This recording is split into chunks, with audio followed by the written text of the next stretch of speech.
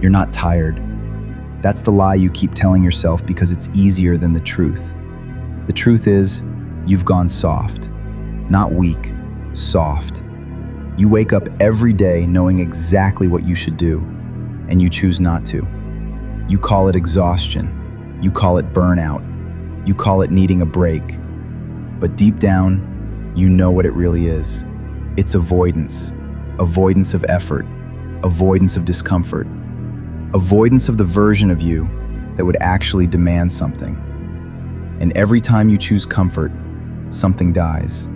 Not dramatically, quietly. Your standards, your edge, your self-respect. Comfort doesn't destroy you all at once. It erodes you, day by day, choice by choice, until one day you wake up and realize you don't recognize yourself anymore, and you can't even remember when it happened. Comfort doesn't feel dangerous at first. That's why it works. It doesn't attack you. It doesn't demand anything. It just slowly lowers the bar until effort feels optional and discipline feels extreme. Every day you rehearse the same explanation. You tell yourself it's been a long week, that you've earned rest, that you'll push harder when things calm down. But things don't calm down. Life keeps adding weight. Time keeps moving. And you stay in the same place, telling yourself you're getting ready. Not because you can't move forward, but because you keep choosing what feels easiest in the moment. What you call exhaustion is often resistance. Resistance to discomfort. Resistance to friction. Resistance to becoming someone unfamiliar. And deep down, you know the difference. You feel it when the alarm goes off and you press snooze. You feel it when you avoid the work that would actually force growth. That feeling isn't confusion, it's guilt, because a part of you is watching. The part of you remembers the standards you used to have, and every time you choose comfort over effort, that part loses influence. Let's strip away the excuses. This isn't about time. It's not about energy. It's not about bad luck or unfair circumstances. Plenty of people are tired and still show up. Plenty of people are busy and still train. The difference isn't motivation. It's standards. At some point, you lowered yours. Not suddenly, not dramatically. You did it quietly. One skip day, one exception that became a pattern, one moment where you knew what you should do and chose not to.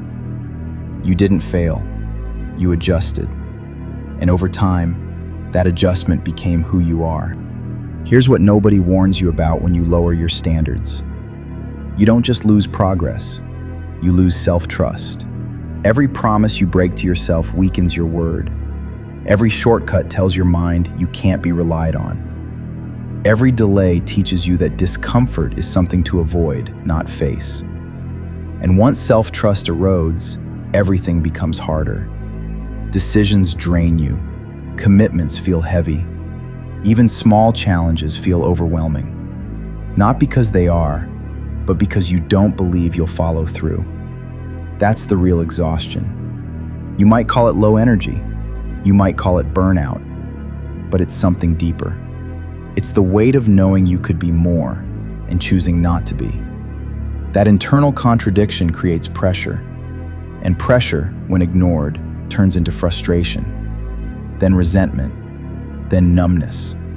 That's why distractions don't work anymore. That's why you keep searching for something external to fix something internal. The problem isn't that you need more encouragement. The problem is that you stop demanding honesty from yourself. Discipline isn't about punishment. It's about alignment. It's about your actions matching your values. And right now, they don't. You say you want strength, but you avoid struggle.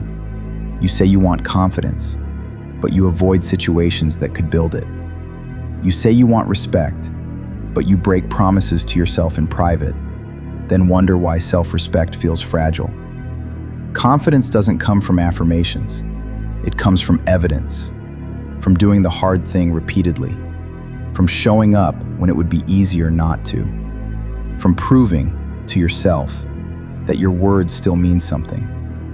And there's another cost to comfort people rarely talk about: time distortion. When you live without standards, time compresses. Months blur together. Years pass quietly. Goals remain theoretical. You're always about to start. Always getting back on track. Always one decision away. And then one day, you realize you've been preparing longer than most people commit. That realization doesn't come with panic. It comes with silence. A quiet understanding that no one stopped you. You just never pushed yourself. The gym doesn't lie about this. The weight is honest. It doesn't care about intentions. It doesn't respond to potential. It responds to effort. Every time you show up and lift when you don't feel like it, something important happens. You rebuild trust with yourself. You teach your mind that discomfort isn't dangerous, that resistance can be overcome, that you are capable of acting without perfect conditions. And that lesson transfers everywhere: work, relationships, life. Discipline is portable, but so is weakness.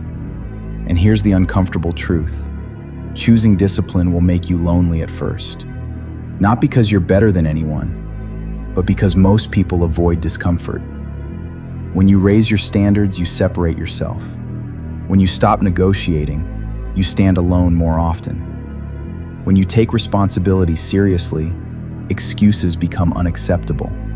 That distance can feel uncomfortable, but it's temporary. What lasts is respect from yourself, and eventually from others.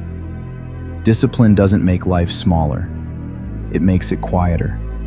Less inner debate, less self-betrayal, less chaos. You stop arguing with yourself all day.